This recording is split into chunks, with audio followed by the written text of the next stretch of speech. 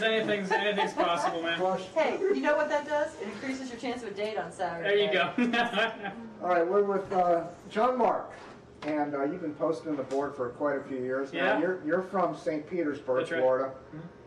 First of all, what got you into hurricanes, and how long have you been using Hurricane City? Hurricane City, I probably used it, I would say, for 2 to 3 years at least. And what got me into hurricanes initially was when I was younger, living up in Brooklyn, and Hurricane Gloria was approaching in '85, I believe. And I was stunned by the possibility that a hurricane could be hitting New York City. You know, I mean, Right. as a little kid, and even most adults around me were in complete denial because something like that hadn't happened in so long. And Gloria at one point I think was a 5 and was a 3 as she was approaching and weakened before she hit, but the possibility of a major hitting the area was amazing to me. I mean, it really stamped itself on my memory, and I've been in love with storms ever since. So you moved to St. Petersburg after living up there, Yeah. and now you're running into the same situation. An Yeah. area that hasn't been hit in, Exactly. God knows when, That's and right. People that don't understand what it's all about. Absolutely. So what do? You go around talking to people and telling I them? do. I try. Yeah, especially my family. Because my sister lives in a flood zone in St. Pete, and I try to keep her aware of the dangers. And I show her some of those recent surge simulations that popped up on the internet regarding Tampa Bay. Right. To help her understand the seriousness of it. Because the thing is, when a storm like Charlie was approaching, and then it didn't hit Tampa after all the hype about Tampa, she started saying, "Well, what's the big deal? I could have flown a kite that day. What's Right. But it missed you. That's why. And here's what happens if we get it. Big difference in Oh approach. yeah, absolutely. So you live in St. Petersburg now. That's towards how far from the ocean do you live?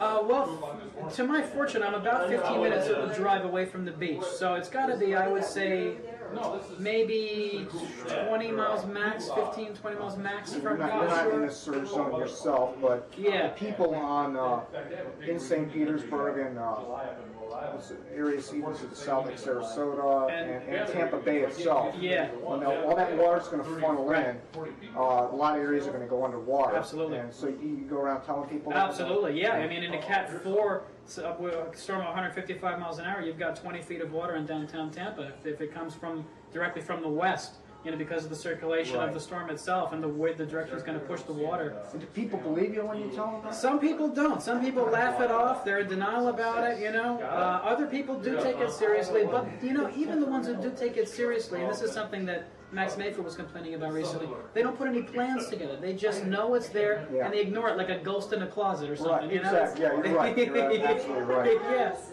All right, well, this year, golf could be active again, and you could be affected or maybe not, but usually late season would be your high risk here. October would be probably your highest risk month. As Wilma was an October storm last year. Right, the Wilma situation. Do you think the emergency management and the people in Tampa, officials, are ready to go there? The consensus is, if you read the St. Pete Times, is that the area is not ready, and one wonders whether an area could ever be ready for a Category 4 or 5. It's completely ready for it. But I think Katrina has awakened a lot of people to the dangers of a real storm, and I know that there's been a greater emphasis, especially very locally, between Pinellas County and the other surrounding counties, to try and coordinate a little bit and get some plans together before the season starts. Do people evacuate pretty good there, or do they just kind of blow it off?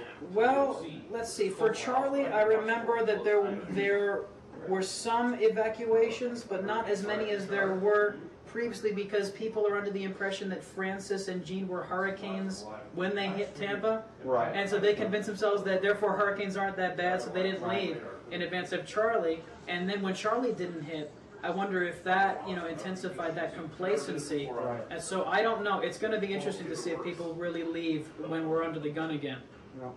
I'll make sure I have you on the phone. Okay. Are you staying or are you going? Are you going to stick around? Well, my sister and I have been talking a lot about that, and I think we're generally probably going to leave for 2, especially since she's in a flood area. Okay. The power goes out, it's humid, and you probably got floods. You might bring mosquitoes and everything else. So we've got parents that live across the state in Martin County, and if the storm chases us, at least by that time it might not be much more than a tropical storm, so we'll be a little safer. You know?